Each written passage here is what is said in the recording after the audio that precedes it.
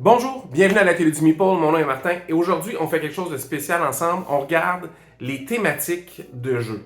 Alors je veux vous parler des thématiques que moi j'aime bien dans les jeux, les thématiques que d'ordinaire, pardon, je vais rechercher. Alors quand je vois un nouveau jeu apparaître, s'il y a certaines thématiques, ça attire mon attention et je vais au minimum vouloir l'essayer. Alors, c'est pas vrai pour tous les jeux dans ces thématiques-là, mais souvent, c'est un incitatif assez grand pour pouvoir, mettons, partir et dire, ben, je vais regarder s'il y a quelqu'un que je connais là ou si ça vaut la peine de l'acheter, faire de la recherche dessus un peu. Euh, Ça arrive des fois qu'il y a des jeux que j'attendais pas, qui sortent de nulle part, que je connaissais pas. J'ai essayé récemment Tigre en Euphrate de Ryan Kennedy, puis c'est un jeu très bien fait. C'est pas dans les thématiques c'est dans une thématique que j'aurais recherché. C'est un jeu que j'ai plus ou moins aimé pour d'autres raisons, mais c'est une thématique que j'étais content de l'essayer, même si le jeu, je l'ai apprécié so-so. Alors, dans des thématiques comme ça, il y en a plein, il y en a toutes sortes. J'ai essayé de les mettre dans un ordre précis, mais finalement, c'est comme un top 5, mais qui est un peu mêlé. J'arrive pas.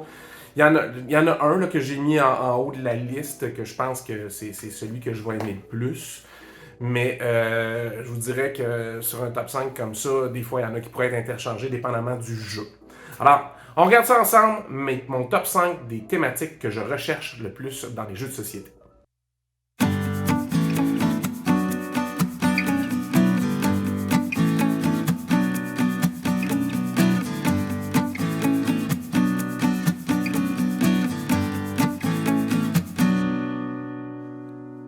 Ah, au numéro 5, qu'est-ce qu'on retrouve? Au numéro 5, on retrouve les thématiques qui ont rapport avec l'agriculture. Alors, ça ne sera pas une grosse surprise qu'en partant, il y a des jeux d'Uwe Rosenberg dans cette section-là. Ça va de soi. Il y en a beaucoup, mais il n'y a pas que lui. C'est sûr que je ne suis pas un si grand fan que ça d'Agricola, pas parce que le thème n'est pas intéressant, au contraire, c'est parce que je le trouve très punitif. Je préfère Caverna, rendu là. At the Gates of Loan, c'est intéressant aussi de Rosenberg. J'aime beaucoup le Agricola 2 joueurs parce qu'on se concentre sur vraiment la production. Hein? Alors, il y a un petit du placement de tuiles, c'est intéressant. C'est rapide aussi. Des fois, on n'a pas toujours le temps de jouer des super gros jeux. Alors, ces thématiques-là, mais ça peut être aussi des jeux dont la thématique est comme ça, mais qui sont pas très axés sur le. Je pense au jeu compagnon, Villagers, si vous l'avez en anglais. Alors, c'est un petit jeu de draft de cartes.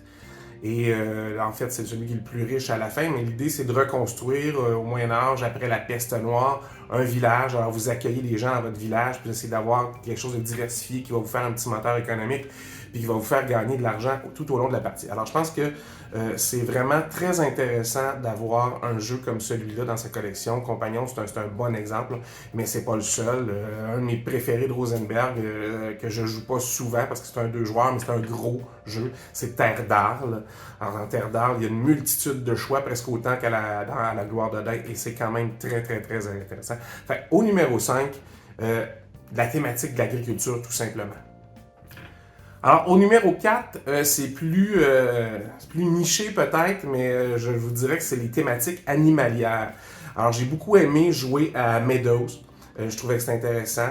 J'adore, comme tout le monde à peu près, là, il n'y a pas beaucoup de gens qui l'ont pas aimé finalement. Ça valait le buzz. Ark Nova, c'est intéressant. On fait un zoo. Dans la même lignée, le même genre d'idée, j'aime beaucoup jouer à Barren Park. La thématique animalière, évidemment, c'est les zoos dans ce cas-là. Mais ça peut être aussi où les personnages sont des animaux. Je pense ici à Everdell. Everdell est très, très, très intéressant. On se bâtit un petit engin qui nous aide à vraiment combotter des choses, faire plus de points, c'est intéressant. Récemment, Creature Comforts rentre dans cette catégorie-là, pardon. Et même le jeu, qui est plus un jeu de confrontation, mais que j'apprécie quand même, un des rares que j'apprécie, ce serait Root. Alors, vous incarnez des personnages qui sont des animaux, même si vous êtes. C'est de l'anthropomorphisme, on s'entend. Les animaux n'ont pas ce genre de présomption-là de voir dominer la planète, sauf peut-être les chats. Sauf peut-être les chats, on ne sait pas. Alors, au numéro 4, la thématique animalière. Alors, au numéro 3, surprenamment, j'ai une tendance à aimer assez les jeux qui ont une thématique sur l'époque victorienne. Je ne suis pas un grand fan de Brass. Même si je déteste pas, j'ai déjà joué à Brass, c'était bien, c'était fait. Moi, je suis pas un... Je trippe moins chemin de fer, si vous voulez. Là, j'ai des amis qui sont très, très, très chemin de fer. Je pense ici à Marc-Antoine, à chaque fois qu'il y a un jeu où il y a des chemins de fer, des locomotives, c'est sûr qu'il va avoir un intérêt beaucoup plus grand que le mien. Moi, je pense ici à Furnace, qui est intéressant, qui est un petit engine builder tout facile à jouer. Je pense à Obsession, le jeu finalement d'Obsession, qui est un peu comme, si vous voulez, Downton Abbey. C'est intéressant pour ça. Trickerion qui parle des magiciens illusionnistes, si vous voulez, de l'époque victorienne, c'est intéressant aussi. Et j'ai dans ma collection un petit bijou de jeu que j'aime beaucoup qui s'appelle Prodigal's Club de Vladimir Sushi. Alors c'est vraiment aussi un très très très bon jeu. Si vous avez joué à Last Will, c'est comme la suite de Last Will. Puis vous pouvez même enlever une section de jeu là pour pousser tout le jeu Last Will et le coller pour faire un plus gros jeu. Alors ça je l'ai jamais fait parce que j'ai pas Last Will, mais déjà juste Prodigal's Club, c'est très très très intéressant. Vous devez perdre votre réputation, perdre vos élections et perdre tous vos avoirs. La personne qui va avoir perdu le plus de choses, alors on est capable de ramener les pistes au plus bas et de se débarrasser de tout, c'est cette personne-là qui va gagner. Alors c'est quand même contre-intuitif comme jeu, mais c'est super intéressant. Alors surprenamment, hein, malgré c'est une drôle de période, l'époque victorienne. C'est l'époque coloniale aussi. On est encore beaucoup dans le colonialisme. C'est pas ça qui est super intéressant dans cette période-là. C'est vraiment plus la fascination qu'on peut avoir pour ce que ça pourrait être vraiment l'époque victorienne, puis ce qui n'était pas vraiment de l'époque victorienne. Alors, il y a des affaires bien, bien subtiles, mais aussi bien intéressantes dans cette époque-là. Alors, je sais pas pourquoi, mais l'époque victorienne au numéro 3, ça m'intéresse quand même. Alors, au numéro 2, je vous dirais que ce que j'aime bien, que ce que je recherche dans les jeux, c'est les civilisations anciennes. J'ai toujours trouvé ça fascinant. J'ai une formation d'historien, fait que ça paraît dans mes choix quand même. J'aime beaucoup tout ce qui est à peu près toutes les périodes historiques là, sont intéressantes, sauf je suis pas un très grand fan de la Première Guerre, de la Deuxième Guerre mondiale. C'est des thématiques que je recherche pas dans les jeux nécessairement. Mais j'ai quand même des connaissances là-dessus, là, mais ça n'a pas été ma spécialité tellement. Mais les civilisations anciennes, j'ai fait quelques cours sur tout ce qui est l'Antiquité, puis c'était franchement très, très intéressant. Alors, je suis pas un fan des jeux de civilisation qui prennent des heures et des heures et des heures et des heures à jouer. Moi, je cherche souvent des euros qui prennent plus 1h30, 2 heures, 3 heures à jouer, des fois un petit peu plus, mais pas tant que ça. Alors, je vous dirais, dans cette catégorie-là, on peut retrouver Dominations. Ça, j'aime beaucoup ce jeu-là. C'est une espèce de jeu de tuiles où les tuiles sont des triangles, il faut matcher. C'est assez abstrait. C'est pas très thématique. C'est plus abstrait que thématique, mais c'est quand même bien intéressant. Et vous allez à bâtir des grandes merveilles à travers le puzzle que vous allez faire sur la table avec les tuiles. Ça reste très, très, très intéressant. C'est pas mon jeu préféré, mais j'aime bien jouer à Tapestry aussi de Stonemaier Games. Je trouve que c'est intéressant comment c'est implémenté. Les confrontations sont pas trop agaçantes. L'idée, c'est de pas de battre à tout prix l'adversaire, mais vous avez fait une conquête, ça compte là, puis après ça, vous passez à autre chose, vous faites une autre action qui n'a peut-être plus du tout rapport aux conquêtes pour faire des points ailleurs. Alors, l'important, c'est de maximiser les points que vous allez faire, pas de détruire l'adversaire. C'est pas un jeu de confrontation. Et je vous dirais, l'exemple par excellence de ces jeux-là que je voudrais donner, c'est Gentiles, que j'ai juste ici. Gentiles,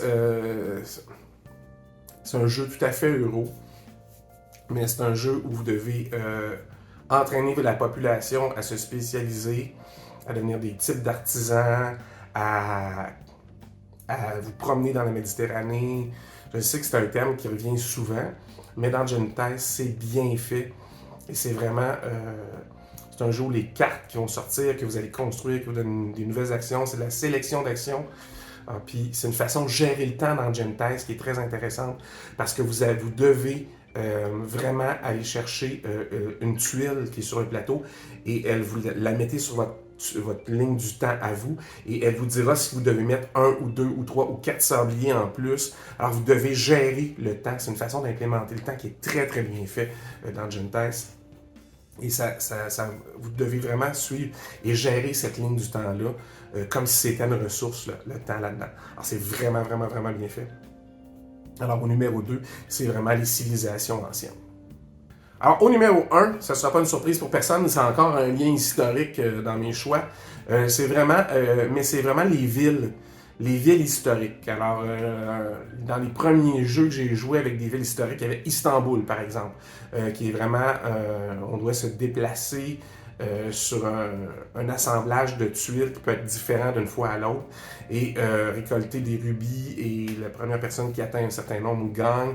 Alors c'est bien fait, c'est intelligent, j'ai beaucoup aimé ça. Il y a des classiques comme Keylus qui sont dans cette catégorie-là.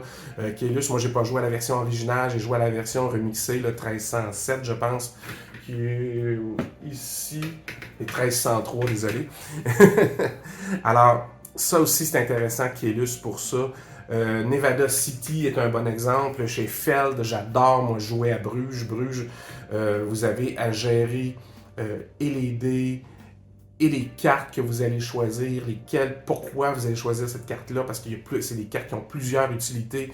Alors, c'est vraiment un jeu fascinant chez Feld, ce Bruges-là. Il y en a plein d'autres, puis c'est des jeux, les Feld sont en train d'être rethématisés en d'autres villes, toute une série sur les villes qui s'en viennent. Moi, j'ai la vieille version de Bruges, puis je pense que je vais rester avec. Je l'aime bien, celle-là, moi. Je suis pas prêt pour la changer. J'ai vu l'autre, puis je trouvais pas que celle-ci améliorait tellement le look de l'ancienne. Je pense que je vais rester avec ma vieille copie. Et je pourrais donner comme dernier exemple dans cette catégorie-là l'excellent Coloma. Coloma de Johnny Pac Quentin. C'est un de mes designers, ça fait partie de mes 4-5 designers préférés. Là. Et c'est vraiment un truc de sélection d'actions, mais que vous allez faire tous en même temps. Et il faut vraiment essayer de juger quels